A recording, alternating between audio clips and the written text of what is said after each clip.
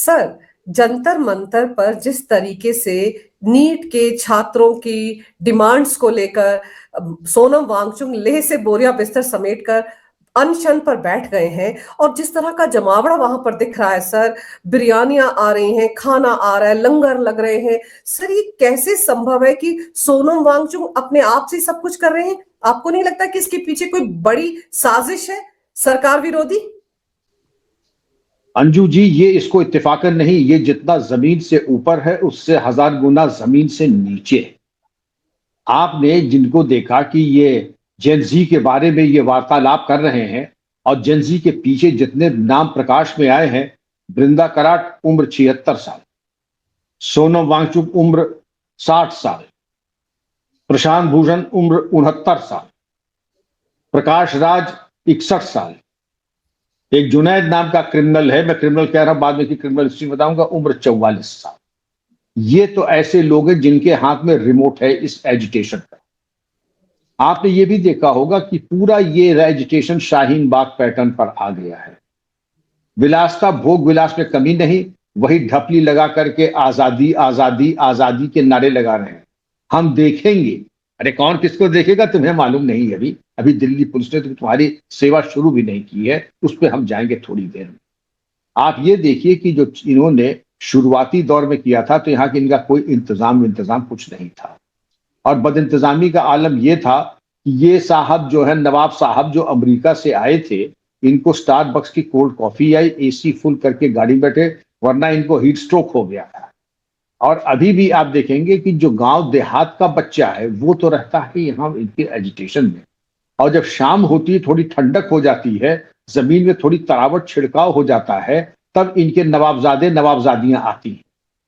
अब इसमें पार्टिसिपेशन क्या है? सोनम वांगचुक साहब भी आए थे अपना यहाँ आमरण, 6 तारीख को एजिटेशन शुरू हुआ, कुछ घंटों की मोहलत मिली थी। आपने अकस्मात अपने आप से अनिश्चितकालीन धरना 20 से शुरू कर दिया। अच्छा, पुलिस चाहे तो 1 मिनट में खदेड़, देखिए गलतफहमी ना पाले कोई। पुलिस, अगर दिल्ली पुलिस आ जाए, इनको 15 का 16वां मिनट लगेगा, इनको सिर्फ वाटर कैनन पे ये भाग जाएंगे, लाठीचार्ज भी नहीं करनी पड़ेगी। लेकिन दिल्ली पुलिस चाहती है कि तुम जरा एक्सपोज हो जाओ, तुम्हारी फंडिंग थोड़ी खर्च हो जाए, इनकी फंडिंग पे आ जाए जरा। इन्होंने मंच अच्छा बनाया है, पब्लिक एड्रेस सिस्टम अच्छा बनाया है, और खाने पीने का तो अगर आप देख लें कि क्या साहब, मतलब दावत शिराजी चल रही है इनकी। बिरयानियों के हंडे आ रहे हैं साहब। ब्लिंकेट से 10-10 हजार की ब्रेड्स डेली आ रही, 10-10 हजार की ब्रेड्स डेली आ रही। इसके अलावा अगर आप देखिए तो एक आदमी जुनैद जो है वो प्लेटें लगा रहा है। जुनैद सिर्फ प्लेटें ही नहीं लगा रहा है, आप अगर देखेंगे जुनैद की पहले मैं क्रिमिनल हिस्ट्री आपको बता दूं, जिससे आपको मालूम पड़ जाए कि ये टूल किट है क्या। जुनैद जो है, ये आप याद करें, दिल्ली का जब एंटी सीए एनआरसी दंगा हुआ था तो ये बहुत बड़ी भूमिका निभा रहे थे, और जो आईबी का ऑफिसर अंकित कुमार, जिसकी बड़ी निर्ममता के साथ हत्या की थी, उसमें ये एक्यूज्ड है, उसका ये एक्यूज्ड भी है, और इसकी बड़े शातिर दिमाग का ये दंगाई है। और इसने कैनवसिंग की थी किसकी? ताहिर हुसैन कॉरपोरेटर, जो भी इसी अंकित कुमार की हत्या में शामिल था और दंगा करवाने में शामिल था, और सैफुर रहमान की कैनवसिंग की।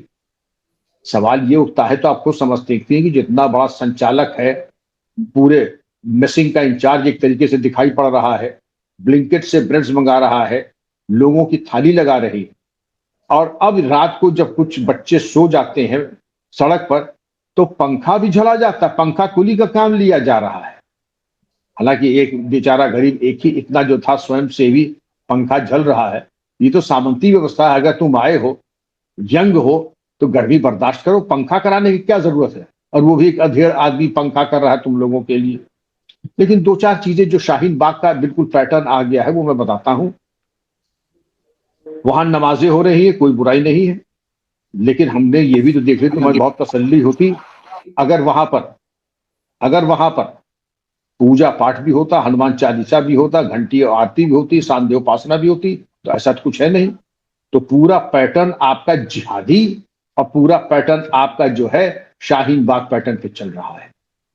नारे क्या लग रहे हैं? जो शुरुआत हुई थी नीट की, तो नीट की तो आज कोई बात कर ही नहीं रहा है। बस बात कर रहा है कि सरकार को हटाओ। और इनके मंसूबे तो देखें, आपने देखा होगा कुछ दिन पहले, 20 दिन पहले, जब एक था न्यूज चैनल, वहां पर एक महिला एडिटर ने कहा था कि देखिएगा 3 दिन के अंदर मोदी और अमित शाह देश छोड़ के भाग जाएंगे, ऐसा दावा ठसक के साथ। तो अभी इनको, मोहतरमा को ये नहीं मालूम है कि कौन भागने पे मजबूर होगा। सरकार ने अभी कुछ शुरुआत नहीं की है, लेकिन मेरी एलआईयू से जरूर सिफारिश होगी कि इस एंगल पे जांच करें कि ये इतने बुड्ढे टुड्ढे जो आ रहे हैं, ये जेनजी के कहां से प्रतिनिधि हो गए। और ये तो पहले भी पुराने जो है, इनके ऊपर कई आरोप और इल्जाम लगे थे कि देश में दुर्व्यवस्था फैला रहे हैं, शत्रु देशों से इनको पैसा प्राप्त हो रहा है, इनका धनार्जन हो रहा है, ये अपनी जेबें गर्म कर रहे हैं। और इसके पहले भी जो नाम अब मैंने नहीं बताया, योगेंद्र यादव वगैरह जो है, इस तरीके के अवांछनीय तत्व हैं।